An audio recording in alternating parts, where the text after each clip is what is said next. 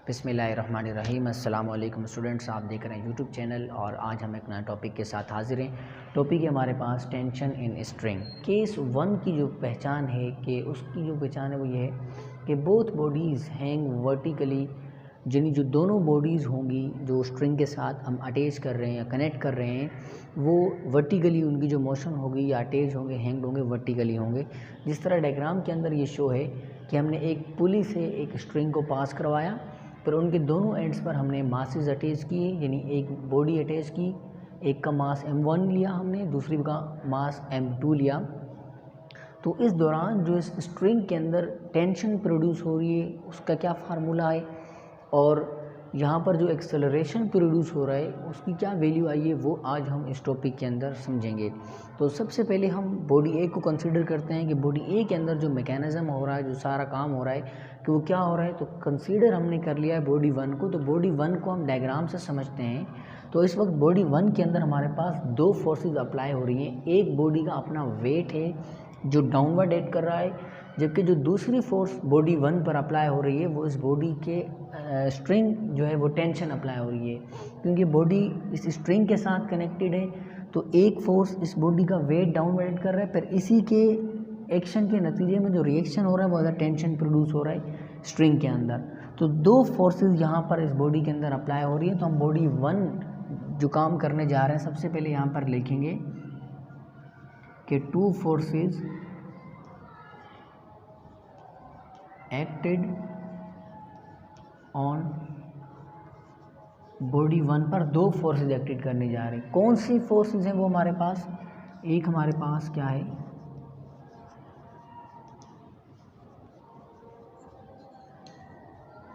Weight of the body है, जबकि दूसरा हमारे पास जो है वो टेंशन इन स्ट्रिंग है। बॉडी अपवर्ड जाए, दो फोर्सेस इस बॉडी के ऊपर लग रही हैं, लेकिन हमने कहा था कि यहाँ पर बॉडी m1 जो है या बॉडी 1 जो है उसका मास ज़्यादा है एज़ कम्पेयर टू m2। तो डेफिनेटली ये बॉडी डाउनवर्ड मूव होगा, वेट की डायरेक्शन में जाएगा। इसका मतलब ये होगा जहाँ पर जो इस बॉडी के अंदर दो फोर्सेस अप्लाई हो रही हैं उनमें जो वेट है वो ज़्यादा है टेंशन के मुकाबले में, यानी जो वेट वाली जो फोर्स है वो ज़्यादा है, टेंशन वाली फोर्स कम है। इसीलिए जो इस केस के अंदर हम एक नेट फोर्स निकालेंगे कि इस बॉडी के ऊपर नेट फोर्स कितना लग रहा है, क्योंकि ये बॉडी डाउनवर्ड जा रही है और डाउनवर्ड लेकर जाने वाली फोर्स वेट होती है। तो ये बॉडी अपने वेट की वजह से नहीं जा रही यहाँ पर, क्योंकि इसके अपोजिट डायरेक्शन में एक फोर्स लग रही है टेंशन। तो कंप्लीट वेट की वजह से नहीं जा रही, बल्कि जो हमारे पास नेट रिजल्ट आएगा उस फोर्स की वजह से ये बॉडी डाउनवर्ड जा रही है। वो नेट कितना आएगा यहाँ देखते हैं। तो नेट फोर्स हम निकालते हैं, बड़ी जो फोर्स होगी उसमें से हम छोटी वाली फोर्स को माइनस करके नेट निकालते हैं। तो यहाँ पर W में से हम माइनस करेंगे टेंशन को। तो ये W जो है बॉडी 1 का है, तो इसीलिए यानी वेट बॉडी 1 का है, इसीलिए हम इसे 1 कहेंगे। फोर्स बराबर यानी वेट का जो हमारे पास फार्मूला है, अब वो वेट का फार्मूला होता है mg। तो बॉडी 1 की बात हो रही है तो मास भी बॉडी 1 का होगा। तो यहाँ पर हमने नेट फोर्स जो निकाली है बॉडी 1 के ऊपर वो हम एक इक्वेशन के तौर पर निकाली है। उस इक्वेशन को हम इक्वेशन नंबर 1 का नाम दे देंगे। इस इक्वेशन को हम न्यूटन की सेकंड लॉ से कंपेयर करेंगे। अकॉर्डिंग टू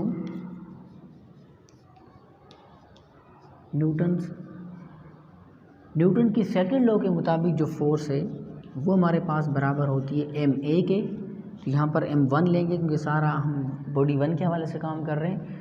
तो ये हमारे पास न्यूटन की सेकंड लॉ कहती है कि फोर्स जो है वो m1a के बराबर है। हमने जो फोर्स नेट निकाली है वो बराबर है m1g के, m1g माइनस टी के। तो इसे हम नाम दे देंगे इक्वेशन नंबर 2 का। दोनों इक्वेशन की एक साइड हमारे पास सेम है यानी फोर्स। तो हम इस इक्वेशन को और इक्वेशन 1 को और इक्वेशन 2 को हम कंपेयर कर लेंगे, यानी कंपेयर इक्वेशन 1 एंड 2।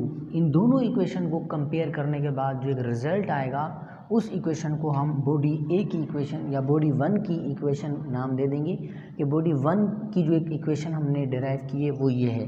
तो कंपेयर करते हैं कि m1a बराबर हो जाएगा m1g माइनस टी के। तो ये जो एक मेन इक्वेशन हमने डिराइव की है बॉडी 1 के हवाले से, तो इसे हम इक्वेशन नंबर 1 का नाम दे देंगे कि ये इस बॉडी 1 की इक्वेशन है। अब हम बॉडी 2 की बात करते हैं। Consider body 2।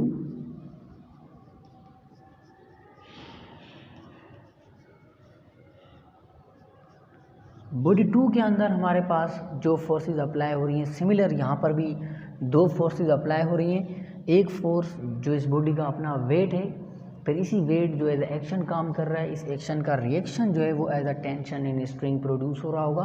तो यहाँ पर भी सिमिलर 2 फोर्सेस अप्लाई हो रही हैं, यानी हम लिखेंगे 2 forces acted on body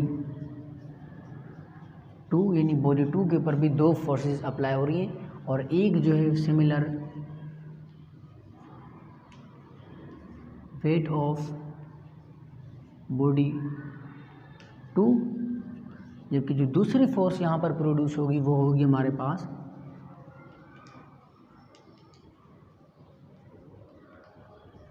tension in string as compare to body 1। यहाँ पर काम थोड़ा सा डिफरेंट है इस लिहाज से, क्योंकि यहाँ पर जो हम नेट फोर्स निकालने जा रहे हैं तो हम फोर्स देखेंगे कि फोर्स आया टेंशन यहाँ पर बड़ी है या वेट यहाँ पर बड़ा है। तो जब ये बॉडी डाउनवर्ड मूव करेगी, इसका वेट ज़्यादा है, तो ये बॉडी कहाँ मूव करेगी? अपवर्ड जाएगी। इसकी मोशन की जो डायरेक्शन होगी वो अपवर्ड डायरेक्शन में होगी। तो अपवर्ड डायरेक्शन के अंदर जो फोर्स यहाँ पर अप्लाई हो रही है वो हमारे पास टेंशन है, टेंशन की डायरेक्शन अपवर्ड है।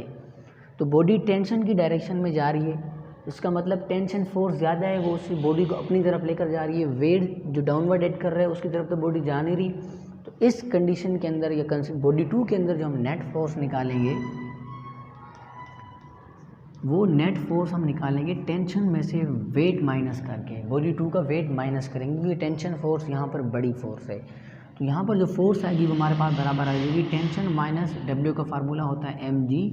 बॉडी 2 की बात कर रहे हैं तो यहाँ पर हमने m2 कर दिया। इस इक्वेशन को हम नाम दे देंगे इक्वेशन नंबर 3 का, और इसे अगेन कंपेयर करेंगे according to Newton's second law. Newton की सेकंड लॉ के मुताबिक जो फोर्स होती है वो बराबर होती है ma के। तो यहाँ बॉडी 2 की बात कर रहे हैं तो m2 लगा देंगे, और इस इक्वेशन को हम नाम दे देंगे इक्वेशन नंबर 4 का।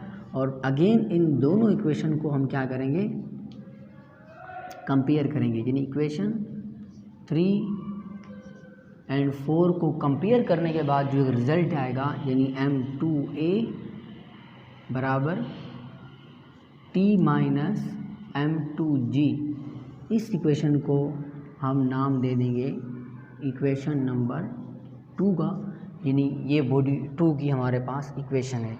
तो यहाँ पर हमने जो काम इस वक्त किया है, एक हमने इक्वेशन बॉडी 1 के हवाले से निकाल ली है, और दूसरी इक्वेशन हमने बॉडी 2 के फोर्सेस को देखते हुए निकाल ली है।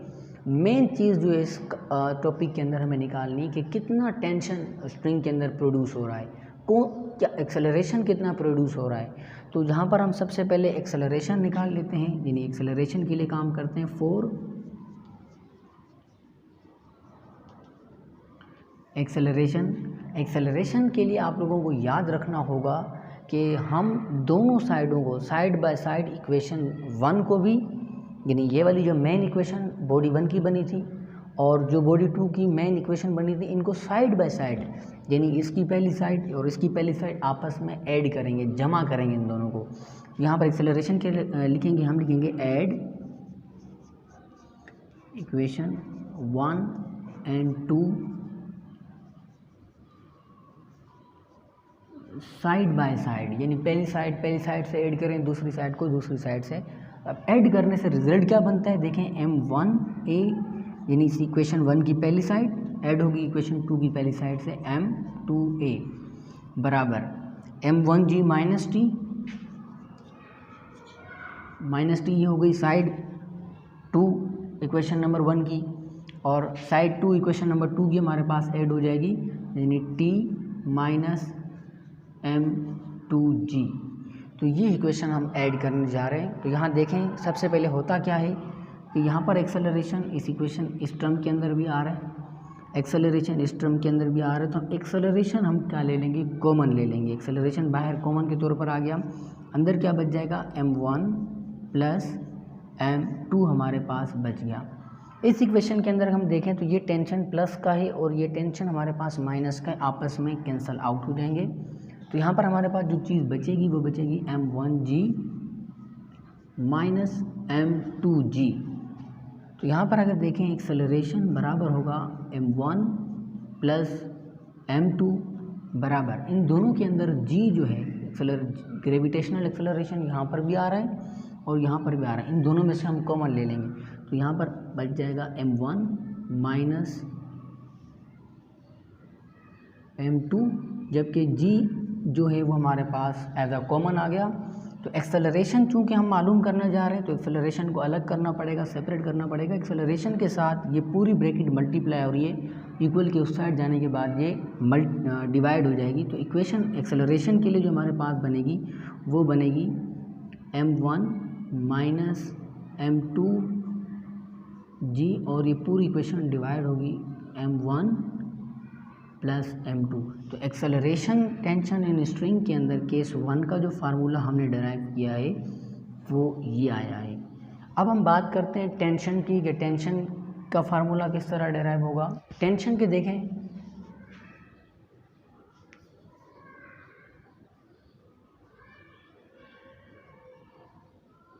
फॉर टेंशन, अब टेंशन के लिए हमने क्या काम करना है कि दोनों इक्वेशन को, यानी इक्वेशन 1 को और इक्वेशन 2 को साइड बाय साइड करके हमने डिवाइड करना है।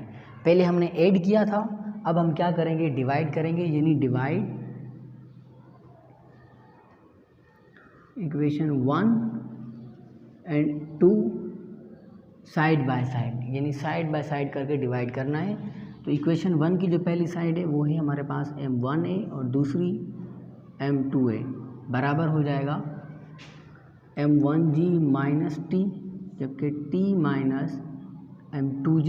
ये हमने दोनों इक्वेशन को साइड बाय साइड करके डिवाइड किया है। तो यहाँ पर देखें तो हमारे पास टेंशन जो है वो कैंसिल आउट हो जाएगा, हो गया था यहाँ पर टेंशन। अब यहाँ पर जो है एक्सेलरेशन क्या हो जाएगा, कैंसिल आउट हो जाएगा, क्योंकि हम टेंशन की बात कर रहे हैं, हमें टेंशन सेपरेट करना है। तो इस साइड पर जो चीज़ हमारे पास बचेगी वो बचेगा m1 upon m2 is equals to m1g minus T divided by T minus m2g। तो ये वाली साइड इस वक्त यहाँ पर डिवाइड हो रही है, इक्वल के उस साइड जाने के बाद ये उससे मल्टीप्लाई हो जाएगी, जबकि ये पूरी ब्रैकेट यहाँ पर डिवाइड हो रही है, इक्वल के इस साइड जाने के बाद ये मल्टीप्लाई हो जाएगी। तो m1 इस साइड आकर ये पूरी ब्रैकेट मल्टीप्लाई हो जाएगी, t माइनस m2g बराबर, जबकि ये m2 वहाँ जाकर मल्टीप्लाई हो जाएगा t minus m1g minus T से मल्टीप्लाई हो जाएगा। तो ये m1 t से भी मल्टीप्लाई होगा और m2g से भी मल्टीप्लाई होगा। जब ये m1 t से मल्टीप्लाई होगा तो m1 t हो जाएगा, प्लस माइनस माइनस हो जाएंगे, तो ये हो जाएगा m1 m2g, यानी दोनों को हमने आपस में मल्टीप्लाई करवा दिया। यहाँ पर देखें तो m2 m1g से मल्टीप्लाई होगा और बना देगा m1 m2g। हमने m1 पहले लिखा क्योंकि पहले आता है 1 फिर आता है 2, और जब t से मल्टीप्लाई होगा तो ये हो जाएगा m2t। हमें t जो है टेंशन निकालना है, टेंशन के लिए काम करना है। तो टेंशन जिस इक्वेशन के अंदर आ रहा है उसे हम एक साथ रखेंगे, बाकी को एक साथ रखेंगे। तो m1t यहाँ पर एज इट इज़ रहेगा, यानी m1t, ये m2t यहाँ पर माइनस का है, इस साइड आकर ये प्लस हो जाएगा, ये हो जाएगा m2t बराबर m1 m2g, जबकि ये माइनस का m1 m2g वहाँ जाकर हो जाएगा प्लस का m1 m2g। तो ये इक्वेशन अगेन जिस तरह हमने एक्सेलरेशन के अंदर काम किया था, एक्सेलरेशन कॉमन ले लिया था, तो यहाँ पर भी टेंशन क्या आ जाएगा, कॉमन आ जाएगा।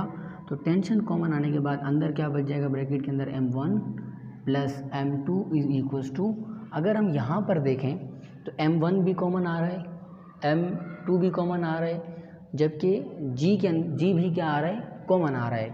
तो हर एक चीज़ डबल डबल लिखी गई है, यानी m1 भी m2 भी और g भी। तो हम इसको u लिख सकते हैं 2m1 m2 और g, हम u भी लिख सकते हैं क्योंकि g भी 2 बार लिखा हुआ है, m2 भी 2 बार लिखा हुआ है, क्योंकि पूरा सेम लिखा हुआ है।